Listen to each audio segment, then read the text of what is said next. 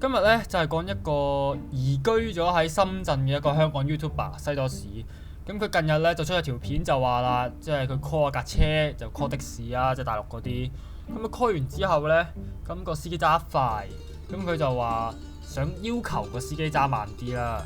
咁個司機唔肯咧，就話即係可能自己揸咗好多年經驗啊，不嬲咁揸。即係點解會叫佢揸慢啲咧？因為佢左穿右插啊，即係嗰啲叫公路炸彈。咁佢呢啲為咗人身安全咁啊，希望佢揸慢啲啦。咁個司機就佢嘅話啦，個司機就唔鋸嘅。咁之後亦都重複咗幾次叫佢揸慢啲。咁個司機亦都講咗好多其他嘅嘢，又係繼續 keep 住唔鋸啦。咁好啦，咁跟住到最後啊，佢到咗目的地落車嘅時候咧，咁佢就閂門啦。咁樣閂完門之後咧，就話啦，個司機就話佢扮門扮得大力咗，咁所以就唔鋸，跟住口角，跟住推佢，跟住又濺口水。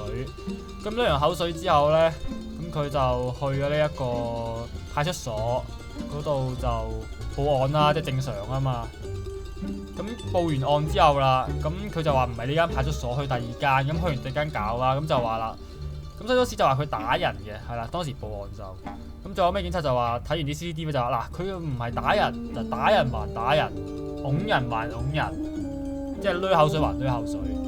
咁佢咧唔屬於打人嘅，咁但係可唔可以告佢咧？咁條片都有講到話可以告嘅，只不過咧你係要民事索償，然之後咧可能就係道歉同埋賠佢少少錢，但係你當然啦，你民事索償你要俾錢㗎嘛，即係要搞好多嘢。咁所以就佢又出呢條片就講啦。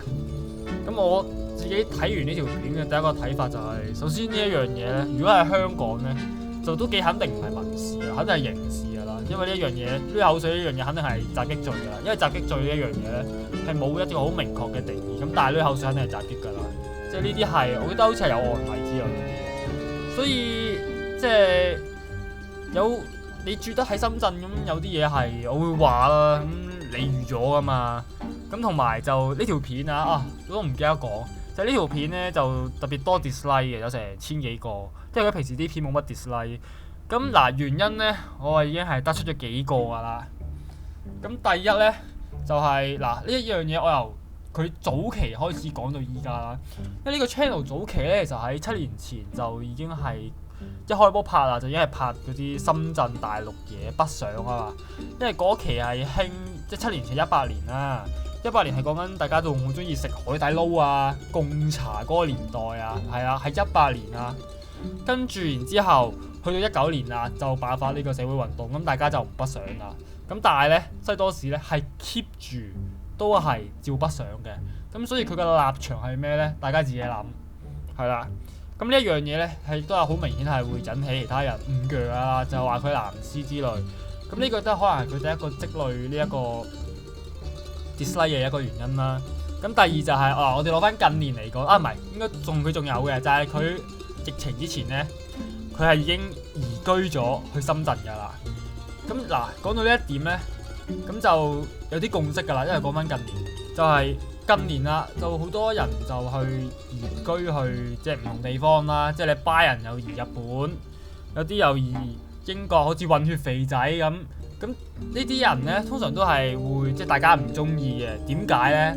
就係你又要移民，你又要食翻香港人條水，就係會令到大家覺得你背棄咗我哋嘅家鄉，但係你都係揾翻我哋家鄉嘅錢喎。即係你向外地發展，你唔中意香港，咁冇乜問題嘅。咁你咪唔好賺香港錢咯。咁但係你移居咗外地，你又唔賺翻外地錢，咁呢一樣嘢係呢個近年嚟講係比較多嘅。咁呢個有冇錯咧？嗱，我都覺得我個人覺得係比較難講嘅。即係咪移居咗就一定要唔賺得香港人錢，就或者係咪移居等於唔中意香港咧？因為其實依家有個共識係移居香港就係唔中意香港，所以你賺香港錢係有問題嘅。呢一個係我個人嚟講嘅睇法係我唔太同意嘅，老實講。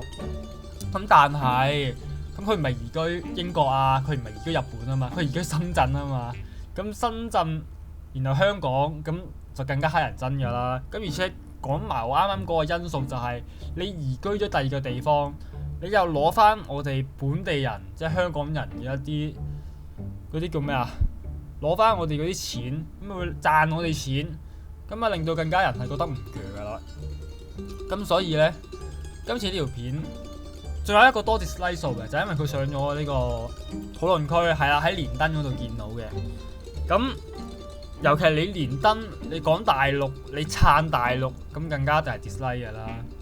咁而且都有啲其他因素嘅。嗱，呢個因素咧，我個人嚟講係呢個好明顯係一個主觀因素嚟嘅，就係啲人唔中意佢把聲，係啦，即係覺得佢講嘢係比較我唔識講啊，或者你哋聽下啦。咁警察大哥咧又請翻我哋去翻保安室嗰一邊啦，然之後咧就同我哋講啦，嗱，打人還打人，拱人還拱人，吐口水還吐口水。咁你聽完啦，咁我唔知你對佢哋把聲會可能有啲咩中意定唔中意啊？因為其實我好老實講，因為我都係拍 YouTube 噶嘛，依家算係，始終我都係睇翻佢拍啲咩講啲咩。咁但係其實我本身已經唔係飲食㗎啦，尤其大陸有更加已經係唔係點睇㗎啦，因為唔關我事啊嘛，我唔北上啊嘛。而且香港北上嗰啲人其實都有嘅，都多嘅，其實都算。咁但係你喺 YouTube， 你喺連登，你喺呢啲咁嘅地方講大陸，咁你就真係嗱，佢唔喺嗰度講，但係俾人 share 咗上去，咁自然嚟講收嘅 dislike 比較多。咁所以就係啦，就點解佢會呢條片係特別多 dislike 嘅？咁而呢件事咧，我對佢嘅睇法咧就係、其實你上咗大陸，你預咗㗎啦，同埋你都住咗咁耐，你唔知嘅咩？況且就係人哋都已經去到濺口水啦，咁你開佢拖啦，我都唔明，即係唔好講大陸係告唔告得入定點啊？你香港即係我都講啦，你吐口水襲擊咁，你咪打佢咯，大不了都係告互毆啫嘛。咁互毆通常係咪真係會告？邊有啊？即係你即係出咗名㗎嘛。有一樣嘢就係開 file 係好煩㗎嘛。對於啲差佬嚟講，咪直接同佢開拖咯，驚咩啫？咁當然啦，咁佢個樣係屬於嗰啲比較臨線，或者係屬於即係睇佢嘅性格都係嗰啲屬於唔會開拖同人打嘅人。咁係㗎啦，咁你係俾人食硬㗎啦。即係如果唔係，點會咁多香港人咁唔中意大陸人落嚟嘅？就係佢哋嗰啲行為舉止啊，嗰啲講嘢好大聲，周街屙屎屙尿，唔中意，先至會到今時今日先有呢啲咁嘅矛盾喺度㗎嘛。咁而且亦都有好多嗰啲香港明星，即係返大陸揾錢，即係大家唔鋸啊嘛。即係唯一大家係認同嘅係得阿 Gem 啫嘛。阿 Gem 點解認同啊？就係因為當年樂壇杯葛佢啊嘛。咁所以大家咪會覺得啊，你哋香港人唔撐佢啊？唔係，應該唔係樂壇，其實嗰陣時香港人都唔撐啊嘛。叫佢即係返大陸啊嘛。咁佢真係返大陸揾到，咁大家咪依家事過境遷，睇翻咪覺得哦係喎，做得幾好啊！即係當年香港人係唔使撐啊嘛。